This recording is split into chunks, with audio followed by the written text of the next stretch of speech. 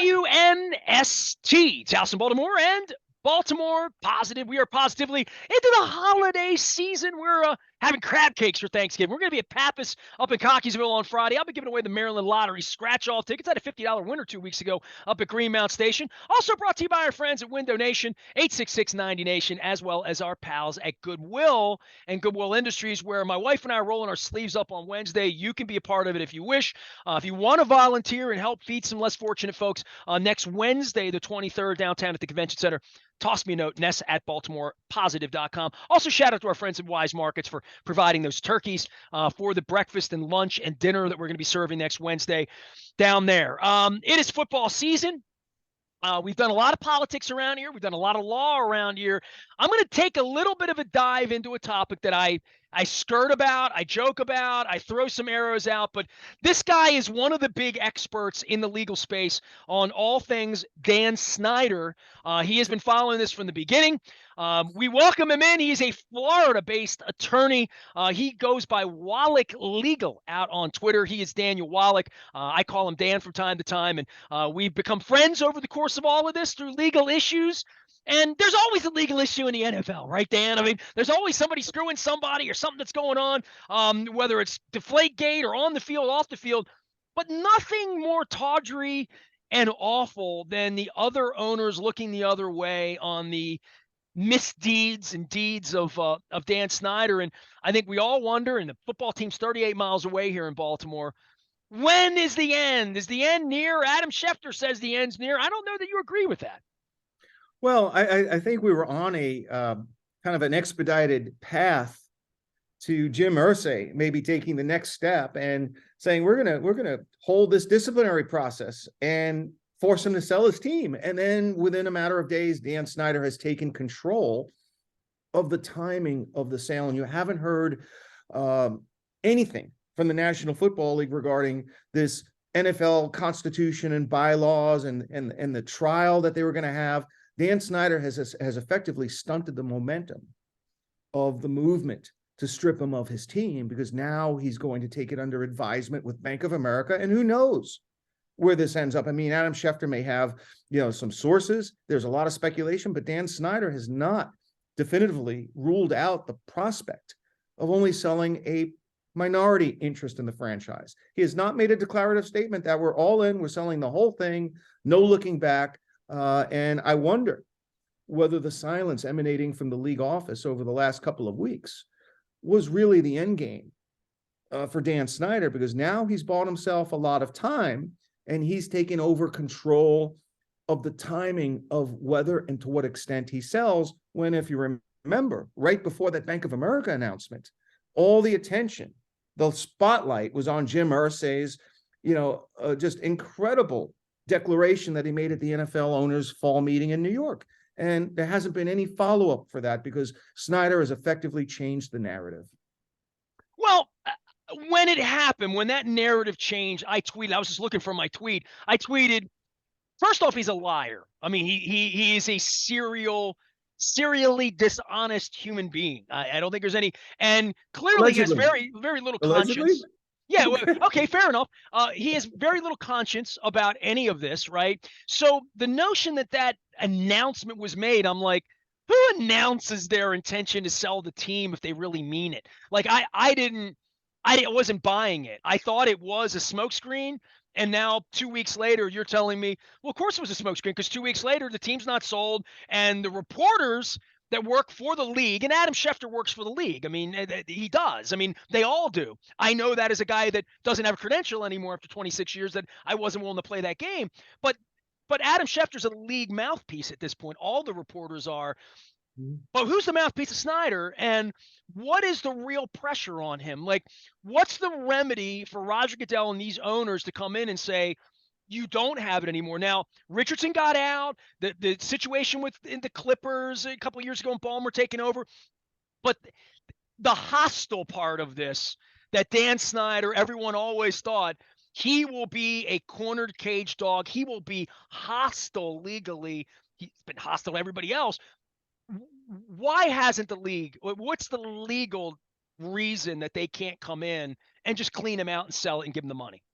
Because they need facts. They need something verifiable, a report, a finding Didn't by they have Mary. that with Wilkinson though? Didn't they have that? They had, yeah, but they've already punished him for that. They gave him a slap on the wrist, a $10 million fine, and put him in like probation, for a couple of weeks. He's already been punished for all the conduct that has been encompassed by the Beth Wilkinson investigation. So if they go back and say, wait a second, we're going to do a do-over here, that wasn't enough. We're going to now commence disciplinary proceedings under Article 8 of the NFL Constitution, and now we're going to kick you out. Well, he's in effect being punished twice, which is why the Mary Jo White investigation is so paramount, because she's looking at the new issue that was raised at that congressional roundtable earlier this year, in which Tiffany Johnston, I think she was a former employee of the Washington Commanders, came forward with an accusation that Dan Snyder tried to, touched her inappropriately and tried to force her or push her into his limousine. And Mary Jo White's also taking a look at the $1.6 million settlement from 2009.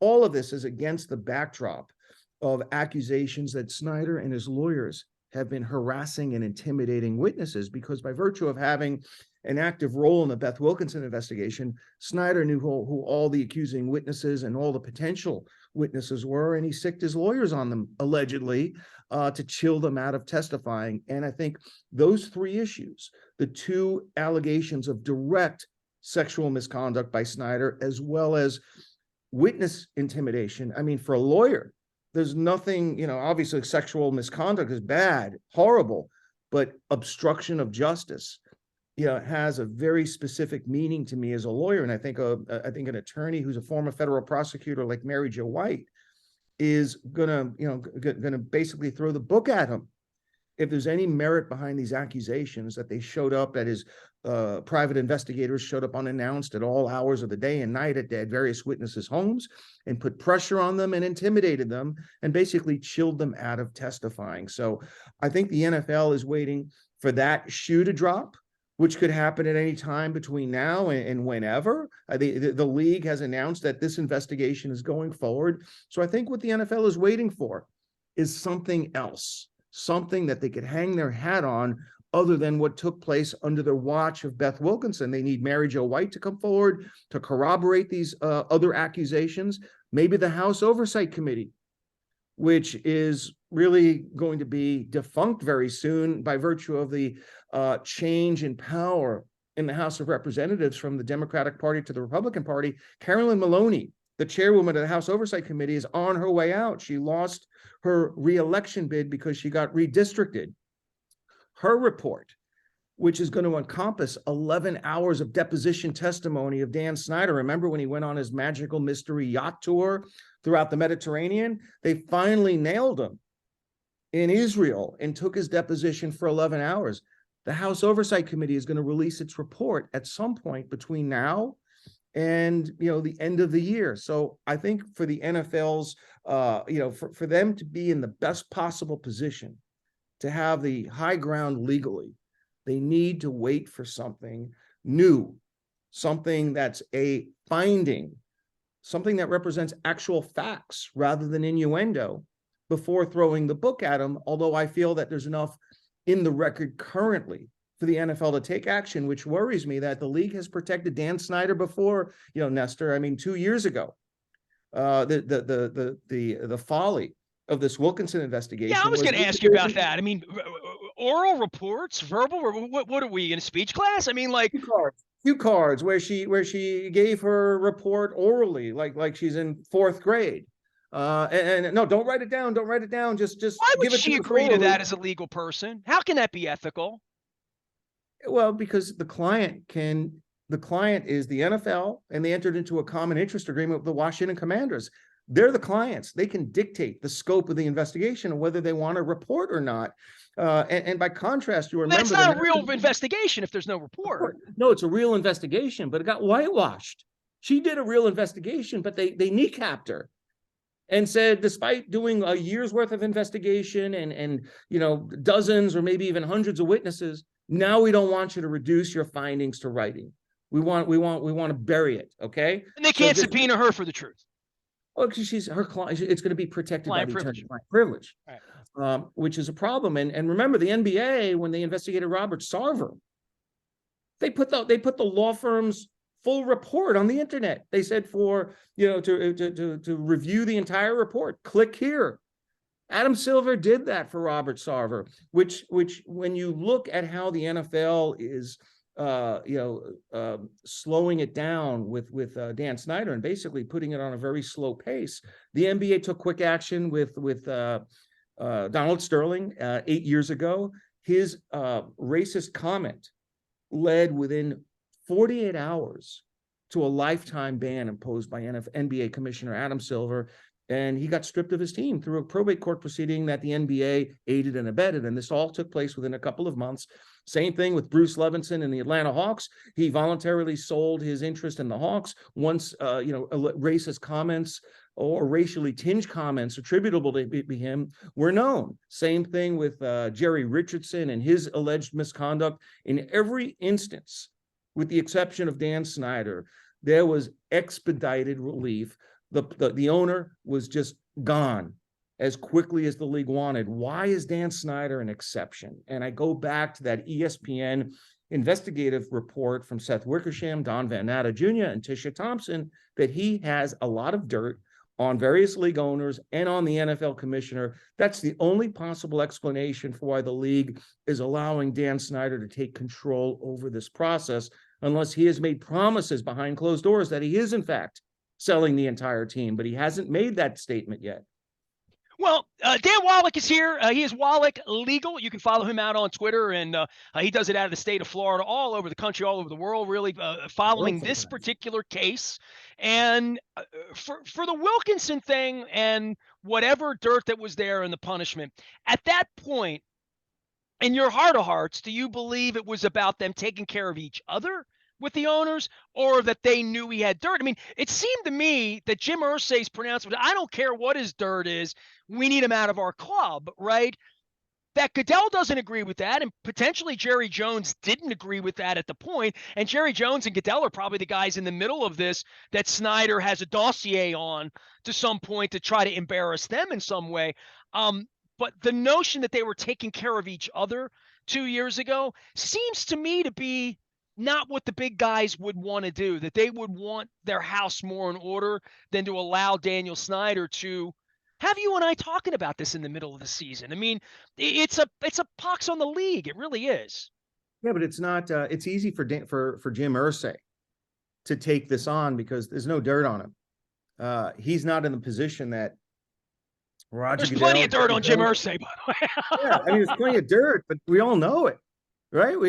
Nothing could affect him reputationally in a negative way that we probably don't already know. That he's had his issues.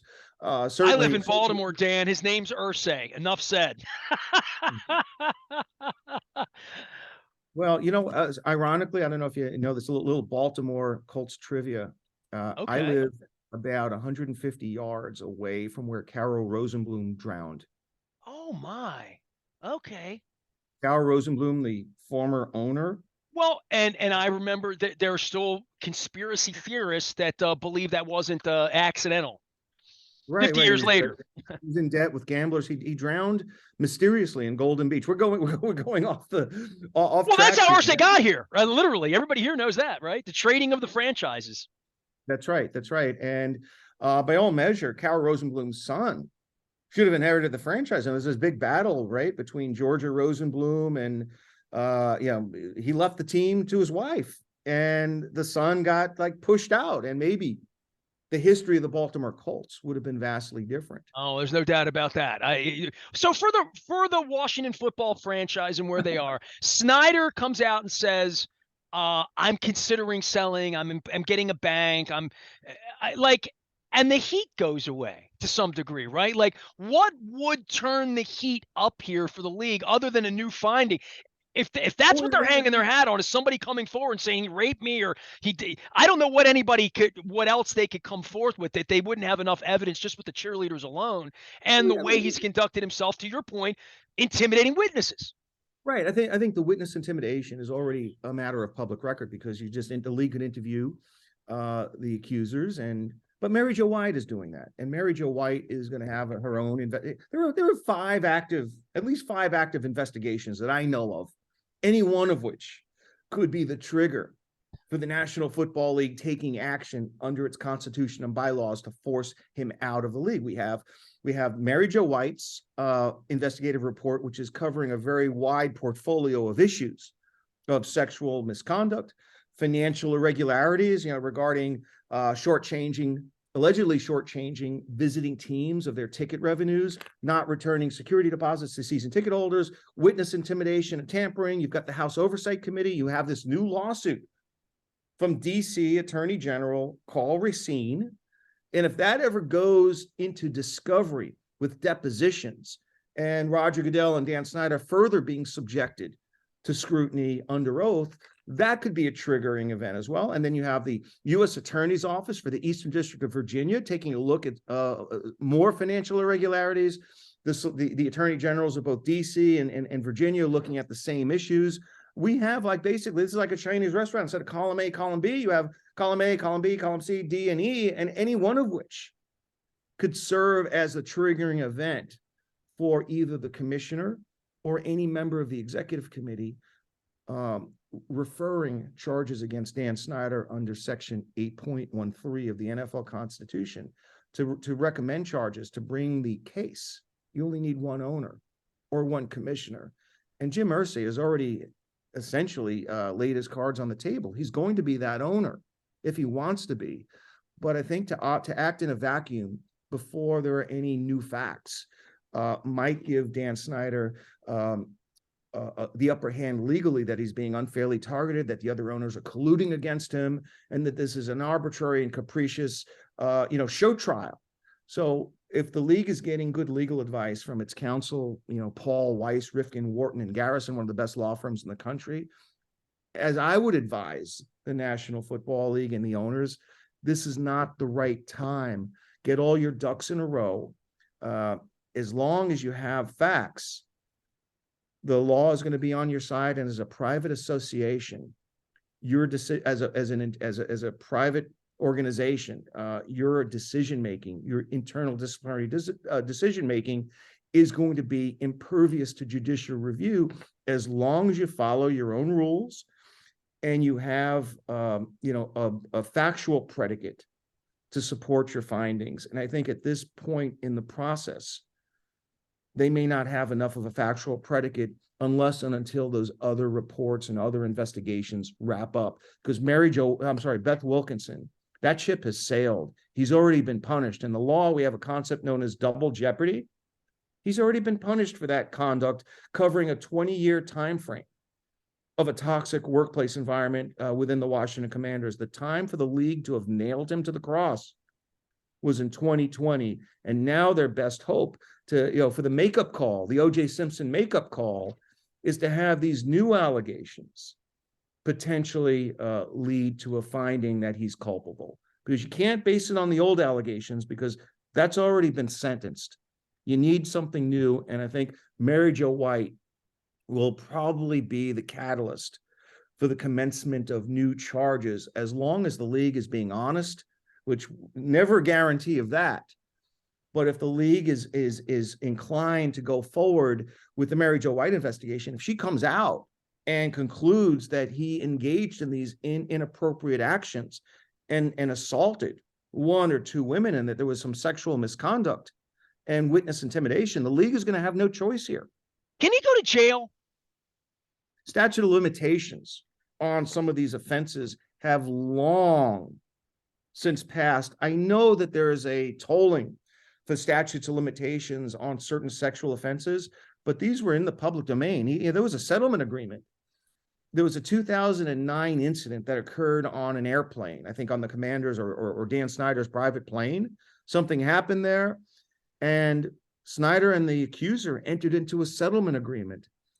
So the witness— It wasn't a small agreement. It was $1.6 million. $1.6 million. He tried to characterize that as, well, it was cheaper to settle than to go to court, as if he just settled to avoid court costs or legal fees or the nuisance value of the lawsuit.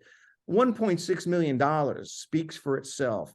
No one who believes that they've been falsely accused is going to settle for anything north of like 50,000 or 100,000. That dollar amount speaks volumes as to maybe something occurred there. And notably that same accuser who settled with him like 13 years ago, she's cooperating with Mary Jo White.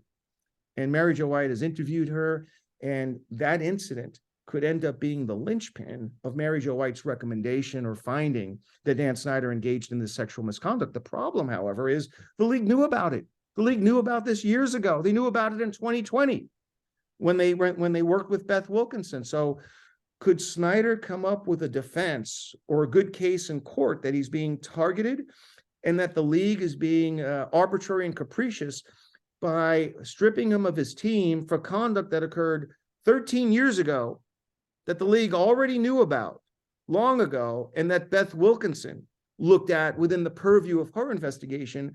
There's some suggestion, to me at least, that these long ago sexual offenses, even if true, would be time barred in a court case and may not necessarily be an appropriate or at least a legally sustainable basis on which to force him out of the NFL. As long as the league knew about this. If the league knew about it in 2020 and didn't do anything then, why are they now trying to do a makeup call, like an NHL hockey makeup call? You miss the first penalty, you call the next one to even things up.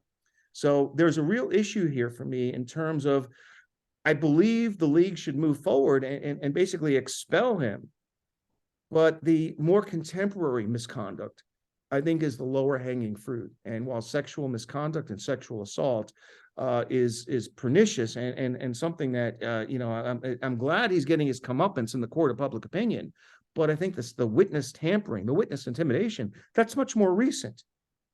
And I think that in and of itself is conduct detrimental to the welfare of the National Football League, and under the NFL Constitution and bylaws, a finding that the owner engaged in conduct detrimental to the welfare of the NFL is enough to get him kicked out of the league. So I would focus on the witness tampering and the witness harassment almost as much, even if not more, than alleged sexual incidents, which occurred more than a decade ago, for which there is a sort of a difference of viewpoint as to what actually occurred.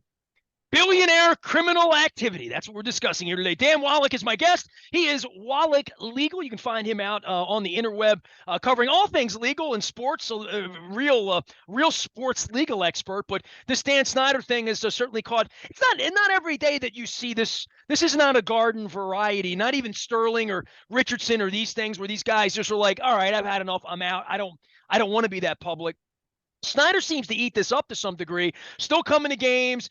My wife's running the team, but she's really not. I mean, the dishonor of all of this, I thought to myself, when he's screwing the other owners out of money and saying concerts and ball games and club level seats and where all the revenue goes, cutting their pie and lying to them, I thought that's where Jerry Jones and Jim Irsay and, all of the owners say, we don't screw each other. You're out.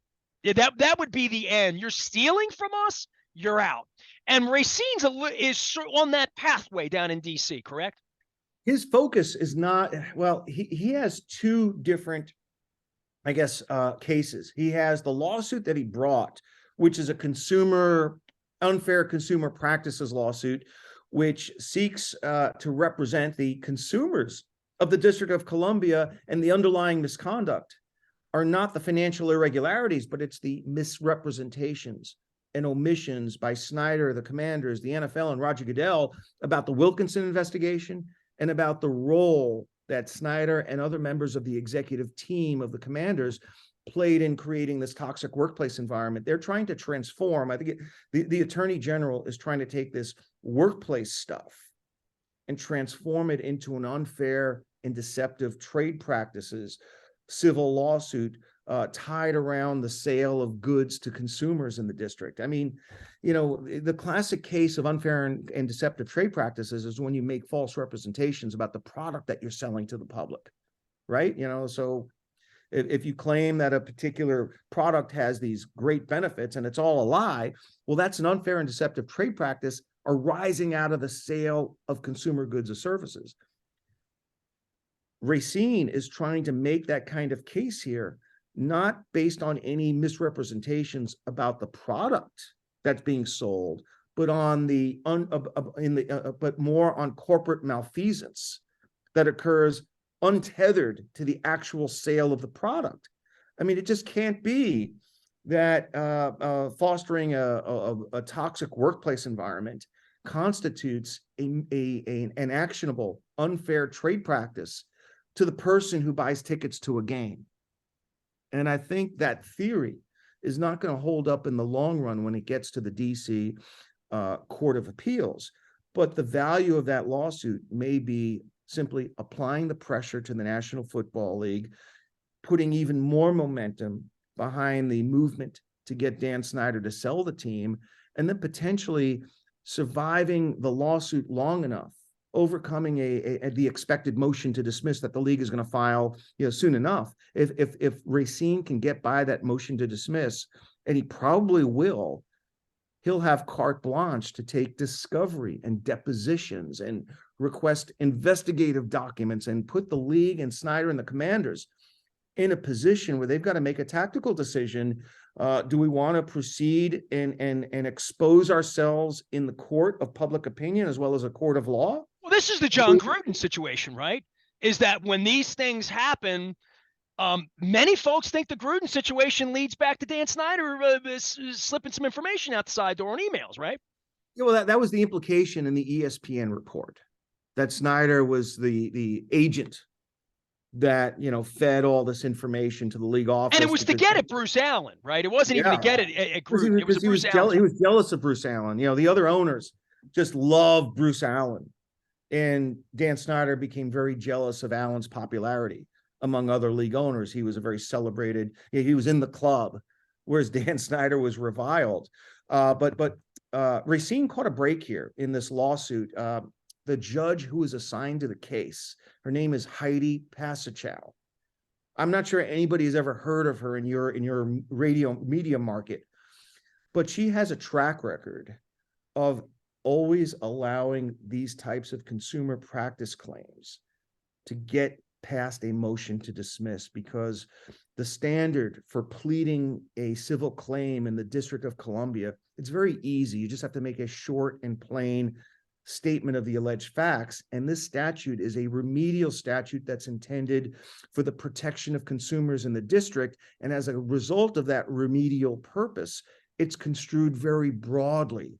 And those two factors play into the Attorney General's favor in terms of arguing against the dismissal of the case. He's probably going to get by the NFL's motion to dismiss, and once that happens, it's fair game when it comes to depositions and discovery. And that's maybe what that might very well be what Racine is after here. He may not get victory in the long run, but victory has many different aspects to it. And for him, getting at the truth and getting the NFL to be more transparent with what happened in the Wilkinson investigation may be his true goal, rather than recovering money for the District of Columbia. Dan Wallach is here. He is talking all things Dan Snyder. At some point, we'll have happier conversations about it. Well, I'll get to Springsteen in a minute, I promise. Last thing for you as we sort of put a bow on this thing. He's never going to sell the team on his own volition, right? Like, there's just he's never going to say, all right, you got me. It's just not, it's not his personality. It's not his nature. I think that to your point, all that great reporting that Dan Van Noten did and Seth Wickersham and all the ESPN piece and all that, the one thing we definitely know is they're going to have to come and take it from him. And that's why that press release 2 weeks ago of I'm getting a bank to consider, I just thought that was such BS, and apparently you do as well. It's just kicking the can. Record.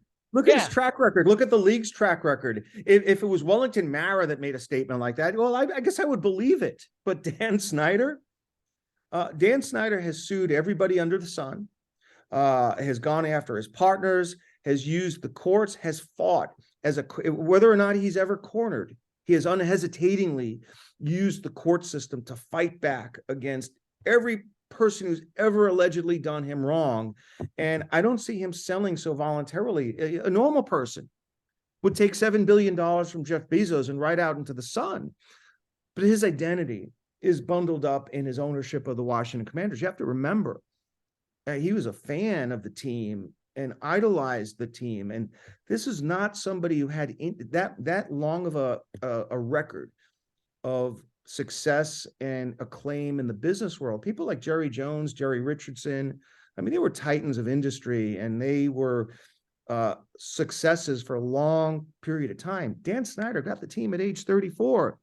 He had been engaged. He had a few failed businesses in his early 20s, and then not luck, but I mean, he got into he had an entrepreneurial spirit, and on his third or fourth venture, tapped into something that made him a billionaire. And within a couple of years, he went from having this newfound wealth, being a Commanders fan, to now owning the team. So he's not situated as normally as most owners are, that that have been around the sport for a long time and inherit the teams from their family, or become billionaires and have a prominent reputation in the business world. People like Robert Kraft, Jerry Jones. His identity. And I'm not playing psychologist. I'm reading the tea leaves. This is all he's got, and apparently he doesn't have any friends either, right? Yeah. Well, unless you work for him, then I guess you become his friend for hire. So if he gives this up, he's going to be this lonely guy, albeit in a $150 million mansion. He's going to. I think Mike Florio said it best. Would you rather be? I think it's better to be rich than rich and well known, right? Because with the well known, you have all this scrutiny.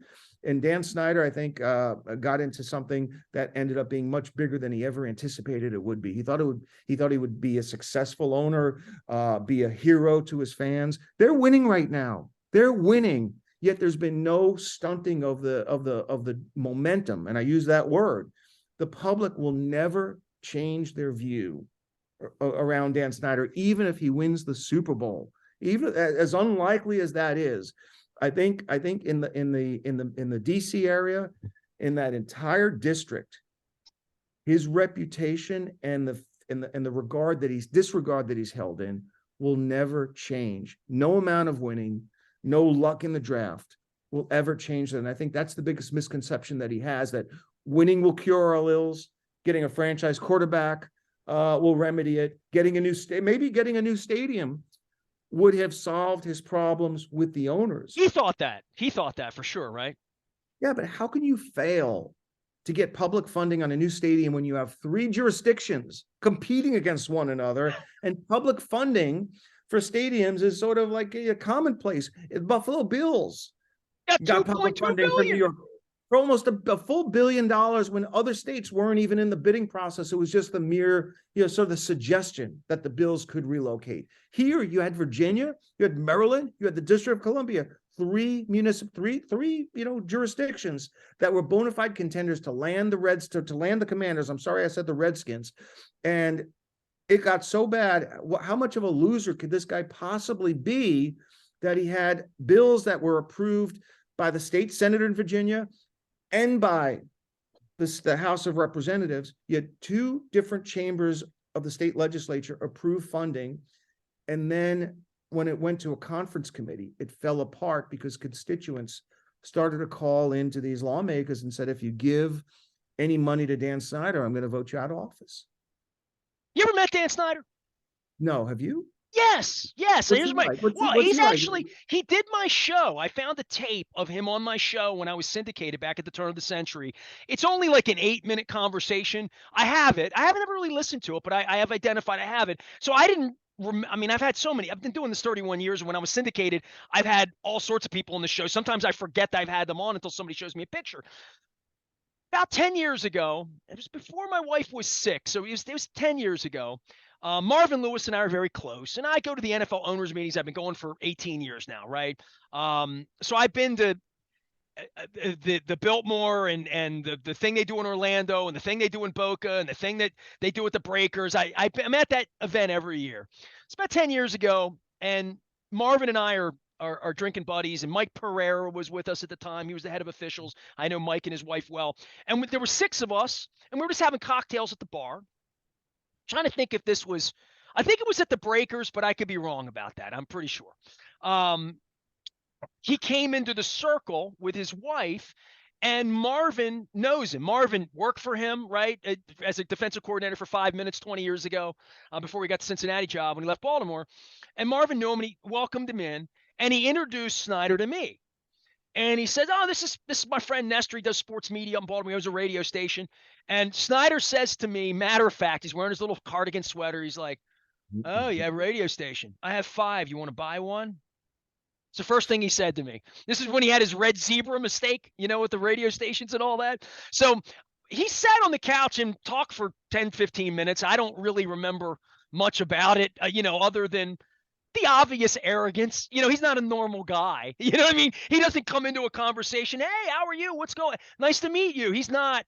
He's a prick. I mean, there's no doubt about that. But 15, 20 minutes of that. But I did find myself, the only thing he said to me is, "You want to buy one? You want to buy one of my stations?" And I'm thinking to myself, your employees must love you, dude. That. Hi, nice to meet you too. How about that? Dan Wallach is here. He is Wallach Legal. I What want an to get the icebreaker Springsteen. that is. What an Oh, icebreaker. yeah, it's created a great relationship between me and Dan. Had I remembered having him on the show, I probably said, "Hey, you did my show." But I didn't remember it. At some point, I'll listen to it. Springsteen, that's your thing, my thing, whatever. So the Ravens have thrown me out of being a media member, and I have flights to New Orleans, Tampa. I have a flight next week to Jacksonville that they're not going to let me take, right? So I have all of these points that I brought back in, and the Springsteen tour is happening, right? So I have just been, I'm going to the Super Bowl in Phoenix, at least I think I am, if the league credentials me, as I've done for 28 years. That would be another lawsuit. But so I'm going to Phoenix, and the tour starts like a couple of days before the radio week. So I have a flight to Atlanta for the second show of the tour. I have flights to Houston on the way back. I have, let's see, Kansas City, Oklahoma City, Austin, like all of that's happening. Are you ticketed to the shows for those? Tickets are click. I mean, the tickets are really expensive on the East Coast. So if you want, I have a ticket in State College. Can I give you some advice? Sure. Always target soft markets for right. That's what I'm doing. All the red states are soft markets. Houston tickets are $50 right now. Right. It's red states, but also I think Atlanta, aside from the fact that it's a red state, it's just, for me, historically has always been one of the great value buys on the Springsteen tour over many, many years. So I've always viewed Atlanta as a great city to see Springsteen, because if you're going to go to the New York, New Jersey, Pennsylvania, forget it. The price as well as the competition to get into the pit. If he does this general admission seating or general admission area, it becomes a waiting game. You get a number, and people line up all hours. I'm sort of lucky, Dan. I've had my hand on Bruce's ass about 15 times, carrying him through the pit during Hungry Heart. So I've done that all over the world. I have videos of all of it. His guitar. I strummed his guitar during Born to Run, and nice. He bled let on you me. do it? Yeah, nice. Where'd you do that? He bled on me in Wrigley Field in 2012. He slept. Okay, I had the good fortune of winning the lottery. He played 2 nights in Wrigley Field in August or September 2012, and I was one of the first 50 people both nights allowed to go into the field, and I was on the stage, hands on stage, and on the first or second, I think it was the first night, it rained horribly, and he slashed his fingers playing the guitar, his hand, and the combination of the rain and the blood, it basically kind of like was all over his guitar. And those of us who got near him got a little bit of Springsteen blood on there around them. If you touched his guitar, touched his hand. I did wash my hands for any of you in the listening audience who wonder about that. But you got to target the soft markets, because the show is going to be the same whether you go to it's not going to be identical. It's going to be great no matter where it is. He doesn't shortchange the fans. He doesn't give you a lesser show in a soft market. Detroit is a very soft market historically. I think it could be, it could be tied to the sort of the economic conditions in Detroit. They're not willing to spend as much money as, let's say, the crazy New York, New Jersey, and Pennsylvania fans. But another piece of advice, you're front loading the tour. Every tour that he's ever done, and even the Broadway show that he did a couple of years ago, gets better the later it gets in the tour. He hits his stride halfway to 3/4 of the way through the tour once he figures out what works, what doesn't. He gets more confident. The best shows are always towards the back end of the tour. So don't overlook those, because the show you see at the end of the tour is going to be better than the show you see the first night. Well, I know all of this because I've been traveling around with Bruce forever, and Nils Lofgren and I have been friends for, oh my God, Oh, Maryland. Yes. 35 years. So Nils is always helped me out to get the pit tickets, but it's still not cheap. You pay the ticket, and then I make a donation to Nils's charity out in Scottsdale. It's dogs and cats and homeless people. So it's a great thing for me that I write these checks and over the course of time. But I haven't talked to Nils, and I'm going to try to get him on before the tour. He always says yes. It's just a matter of timing to hit him at the right time. But I am looking right now, Dan. Tickets are $14 in Tulsa right now. $14 to see Springsteen, and they are $738 to see them down where you are in Hollywood, Florida. So I'm into the soft markets. I'm also into seeing different places. If you've never been to Tulsa, the arena there, because it was built with oil money, it's among the nicest arenas I've ever been to in the world. I saw Rush open a tour there about 6-7 years ago as well. Dan Wallach is here. We love Springsteen. Last thing for you. What do you think of the new record? That's what I was going to ask you. That's what I was going to ask you. First off, Jimmy Fallon's terrible. He's just a terrible interviewer. It's just that it's not any good. I can't get through it. I can't get through all that awkward with him with Springsteen. But the performances themselves, and Paul Stanley did this a couple years ago from Kiss, where he fronted a review act. I've watched a little bit. And I don't need Bruce in E Street. I like Bruce at a piano. I like Bruce with the jug band he did 15 years ago. Like, Bruce is good at, but this feels a little karaoke to me in the beginning. Just a little bit for me. Him standing out in front in a suit as a 75-year-old man. He looks good. He looks good. He looks great. He sounds okay in the beginning. And you're always like, well, the tour gets stronger. I love Bruce. I can't guarantee, after having seen Pearl Jam this year where half the band had COVID.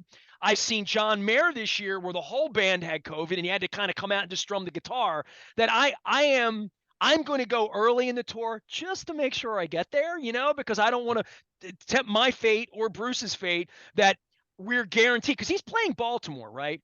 And Dan, we built a new arena here on top of the old arena. Our arena was built in 1961.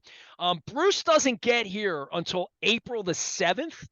So I'm not wishing any weirdness on other, but I'm hoping April 7th happens. And I do have tickets for the Baltimore show, but I'm going to go to a couple of the early shows and be a part of it. And I'm interested to see how much of this material is going to bake into E Street, because some of this stuff is stuff he would see a sign and say, Steve, let's play that. Roy, figure it out. Let's go. And Nils being my friend, and he said this on the air many times, and you can go watch any of my sit downs with Nils. He said it's the toughest band in the world to be in, because Bruce audibles. Bruce gives you homework. There have been many nights where Nils has left me a backstage pass, and he'll text me and say, Bruce gave me homework tonight. And one of the nights I was in Brisbane, Australia, and this was back before he was doing the albums. I was with Nils. I was with Tom Morello, and I was with Jake Clemens. So this was after Clarence died, and Jake was in the band. And they all said to me in the green room, and Nils didn't come in. Nils like, we got homework tonight. I'm not going to see you tonight. Fine. And I usually don't even go to the green room before, because I'm usually drinking beer in the car, because it's more fun and cheaper and just better. And I don't need to hang out with Roy Bittan again. I'm good, but I like Roy and it's good, but I go to enough shows. And they told me, dude, tonight's going to be crazy. Like, we're doing stuff tonight we've never done. And Eddie Vedder was there. And they wound up doing The Wild and the Innocent straight through. And they had never really done it. And at that point, and the crowd didn't know it. And I went into the bathroom in Brisbane, Australia, and everybody's bitching because they didn't know any of the songs. And in Canada, they only want to hear Born to Run, or not Born to Run, Born in the USA. So in Canada, Bruce audibles into Darlington County or whatever, There was a period during the 2008, 2009 tour where they just played albums from beginning to end. They did The Wild, Innocent, E Street Shuffle. I think the most legendary show on that tour was when he did The River, beginning to end at Madison Square Garden, one of the final nights of the tour. But I'm really thrilled to see this record, Nestor, because he got me into soul music a long time ago. I was, in my mid-20s, and I went to see Bruce and the band on the Tunnel of Love tour. And, he's playing stuff like Sweet Soul Music, Have Love Will Travel. He had a love and a passion for some of the great soul songs, and he played them as covers, and he turned me on to that genre. And I think this is like 30 years in the making, Nestor. It was inevitable that he would make a soul record. And I love the fact that he picked not necessarily the obvious ones. He did a Jerry Butler song. He did some of the, sort of Northern Soul records, Northern Soul songs from Great Britain, like I think it was like I Love You, Indeed I Do. So there were some well-known songs, as well as some B songs that maybe a lot of people haven't heard of. So I hope he plays a lot of them on the tour, but I think the band you're going to see is going to be a hybrid. It's going to be the E Street Band, along with some of the horns from the Tonight Show, and some of the backup singers. So there are some familiar faces that were in that Tonight Show band. They're going to be imported into the E Street Band, and it's going to be like a Tunnel of Love where you have a horn section. Well, that's going to be great. I'm looking forward to it. I found the date, by the way. It was right before my wife got cancer. We were over in Brisbane. It was February 26th, 2014. You can look it up. And here's the wild part. I remember Morello. I have a picture of Morello and I and Jake and I, and we were up against the stage there, because in Brisbane everybody's friendly. It's a little arena. It was a little like Patriot Center arena, and everybody's. We were 5 feet away. And they opened the show, and they were doing this every night in New Zealand and in Australia with a local song. That's right. And That's right. that's why the band was like, we had homework tonight, and we came out, and they opened with the Bee Gees Staying Alive that night. And I talked to Nils after it. He's like, we have to learn songs every night, man. But The Wild and the Innocent was the album. And when you think of the songs, E Street Shuffle, 4th of July is probably my favorite Springsteen song, or amongst them. Kitty's Back is also one of my favorites. But Wild Billy's Circus Story, Incident, which I love Incident, you love Incident, but the crowd, Rosalita, they knew, New York Serenade, which he opened with on those stadium tours. They just didn't know the music. So it was such a unique experience. And that's the beauty of Bruce, is that you never know what you're going to get. One night I'm going to go and he's going to play Valentine's Day for me. I swear. Oh, I love that record. I love the everything from Tunnel of Love. That's one the of the best most album ever made. Yeah. one of the most underrated records. Listen, enjoy it while you can. I always tell people, whether or not you're a Springsteen fan or not, he's a legend. So for the same reasons you would want to see Paul McCartney, Barry Manilow, even, you want to see these people at least one time. And if you've never seen Bruce Springsteen, now's your chance. I mean, he's 73 years old. He looks dynamite. I think he's going to be doing this into his 80s, health willing. But you never pass up an opportunity to see a legend at the top of his game. If you like rock music, if you like soul music, still to this day, the best performer, best live performer out there, because as he pointed out in this great Howard Stern interview, artists like him played clubs, played small clubs. They learned their craft on how to be great stage performers by playing these rock and roll clubs and these venues at places where you and I went to college. That same environment doesn't exist anymore. And someone like Bruce Springsteen wouldn't be Bruce Springsteen today without that kind of training. Have you ever seen the No Nukes show at Madison Square Garden? Amazing. I would encourage anybody to watch his performance in Gary U.S. Bonds' Quarter to Three. That's one of the most theatrical live performances that I've ever seen any artist do. In the 70s, he was much more a review, REVUE, review act, right? Like, he saw himself and their get-ups in the 70s. If you see Clarence and the Whites, it was not burlesque, but certainly a stage show. It was a stage show, not a concert, right? Like, in that way. And I think, really, if you go back even to The River, some of the songs on the second side of that, and Drive All Night, some of these beautiful songs are really born in the 50s. They're born of doo-wop and born of his childhood, literally, right? He's thrown away more good songs. That would be any other artist's best song ever. Can you imagine? He shelved Save My Love for so many years. That's one of his best songs ever. And nobody talks about songs like Stolen Car even. I mean, we could go on for Point hours blank. and hours. We can go all night. Absolutely. Dan, we will. When Springsteen comes, hopefully Dan Snyder will be out the pasture and the Commanders will have a new owner. I really doubt that. It's not going So to happen by then. It's not going to happen by then, because if it goes to a sale, there has to be like a due diligence, and the ownership has to, interview. It's going to take many months for that process to unwind. And if it goes into an involuntary process where they force him to sell over his objection, it could be, a couple of years worth of litigation. It could be tied up in court. The question ultimately comes down is, does Dan Snyder want to sell voluntarily? Because if he doesn't want to sell voluntarily, it's going to be a real shit show for a couple of years, because I got to tell you, this NFL Constitution is very vaguely written. It's vaguely written for a reason, but I think Snyder will be able to exploit some of the vulnerabilities in that document, because we haven't even talked to him. Maybe it's a topic for another show, but Snyder's going to have a lot of good arguments if the league tries to strip him of his interest based upon age-old or decade-old sexual, incidents. So it remains to be seen. The league has to get him to voluntarily sell, otherwise it's going to get ugly. Well, and he's got dirt as well. Dan, take care of yourself. I'll see you in a couple of months, maybe at the Super Bowl, maybe at a Springsteen show. Now that I know that you're traveling, meet me in Houston, meet me in the city tonight is what I would say. All right.